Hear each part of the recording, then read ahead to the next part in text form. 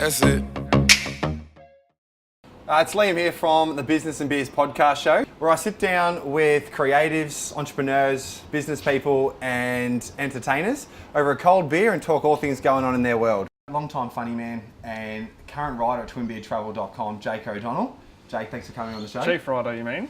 Chief writer. Thank you very much. So obviously I know you very well, but for those watching that maybe don't, tell us a bit about your story and of course the work that you're doing currently with Twin Beard Travel. So I've been working on a couple of different schemes. That person in your hostel, a lot of satire type articles. You were basically screaming out for me, needing someone to give you a kick up the arse, and I was the man. I want to know, and I'm sure the guys at home do, how much truth is there to some of the stuff that you write about? A little bit of mayo on there just to spice it up a little bit. Look, I try to make them as truthful as possible. Turns out my journalism, investigative journalism, isn't exactly crash hot. Sometimes I get my facts a little bit mixed up, and yeah, so we've had a few unhappy people, Shane Knoll for one, Shane Moore another one, who've put in some complaints, but I'm just an investigative journalist trying to find his way in the world. What do you have to say to those blokes that maybe have had some backlash in the media based on what we've written?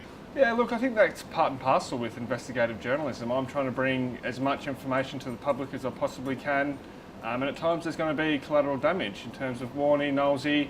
I honestly thought that those stories were completely true. I want to dig a bit deeper into one piece in particular about Kim Jong-un. And you wrote a really interesting article on what he got up to with some time off he had. Tell us a bit about that story. In terms of Kim Jong-un, I have some very good sources that were at Zagat. Reliable sources. They'd been at Zagat for the full 4 or 5 days, no sleep, incredibly cooked. If you're not going to believe them, who are you to believe in this world? So I want to talk about some of the personal stories that you've written because they're often the most relatable. You wrote something about Traveller's Foot from memory, I think it was called. I think most people who've done a bit of travelling would admit, at least privately, that their foot ends up looking a bit like a hobbit's foot as they travel. Personally, hygiene's probably not a strong suit of mine anyway. And then if you incorporate that with not wearing socks, with tight shoes and walking for 16 hours a day in the hot sun, it's going to turn out to be pretty ordinary for your feet, so it's pretty nasty stuff I was operating with at the time. Well, you wrote another piece about the worst pub crawl in the world. Tell us a bit about this one and what went wrong and why it was the worst pub crawl of all time. Yeah. So we're in Istanbul. It's probably not known for its wild nightlife anyway, but I rock up to the hostel by myself, didn't know anyone there. There's a couple of girls in there, got chatting to them. And then one of them was saying that she just moved to Istanbul actually, and she was working on the pub crawl, telling us about how good it was and that we should come down. So then me and this other girl that was in the room with me thought, yeah, we'll check it out, may as well. Went down there, got to the meeting point. It was just the two of us with the girl for probably about an hour and a half. It turned out we were the only two on there that weren't actually working on the pub crawl. The main guy who was operating it invited the rest of his friends, or at least a group of his friends. Most of them didn't speak any English. He wasn't even drinking because he had a bit of a sore throat or something. And yeah, it's pretty awkward when you're having a pub crawl with about 6 people, half of which you can't communicate with. And I have a pretty thick Aussie accent. The people of Istanbul didn't really pick up my sound too well, so even the ones that could speak English couldn't really communicate with me all that well. So you also wrote a few articles on different people in hostel rooms. Which one are you? Which person in the hostel room do you think you are? I'm probably a combination of all of them, to be honest. Particularly the ones that are sleeping on the bedroom floor, always asking for money, coming home late at night, causing a bit of a ruckus. So you've obviously travelled a fair bit. Do you have a favourite story, even an article that you've put together over the last few months? Yeah, I do. There's one particular favourite of mine that you've actually censored. So unfortunately it hasn't seen the light of day yet, but I'll keep campaigning and maybe our fans can put up a bit of a campaign and we can get it published. Fair enough. So you are back in Melbourne. I'm sure there's thoughts of a new holiday coming soon.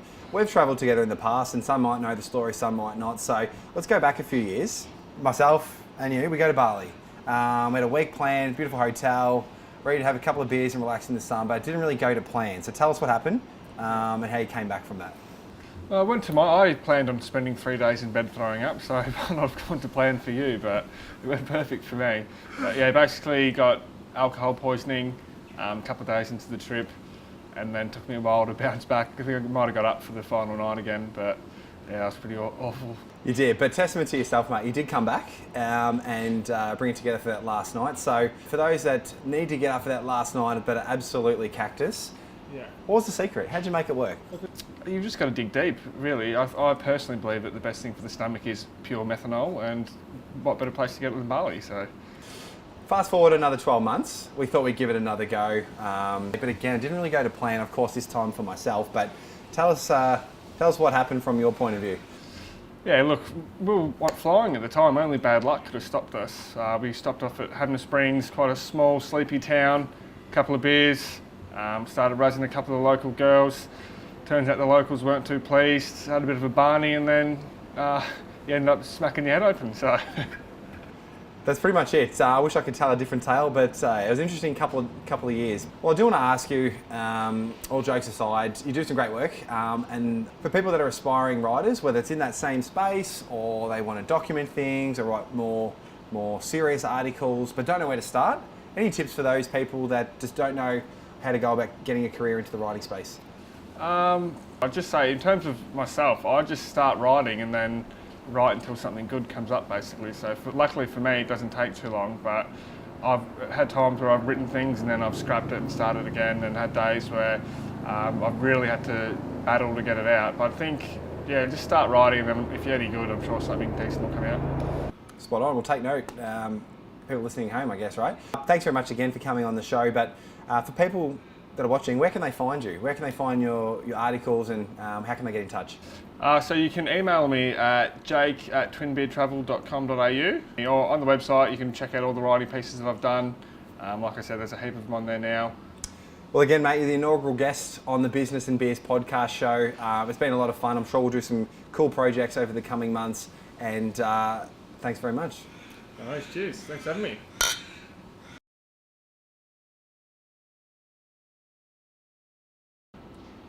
So, 1989, Guinness Book of World Records. You were in that, fattest baby. Talk us through that. I think I've slimmed down, so I'm not too ashamed of it. Cool.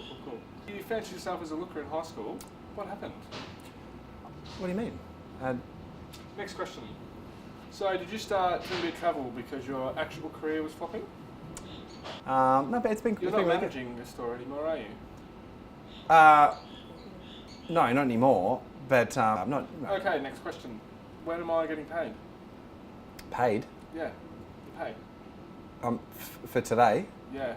I'm not sure what you mean. I emailed you this. It's a free gig. There's no. I'm not getting paid.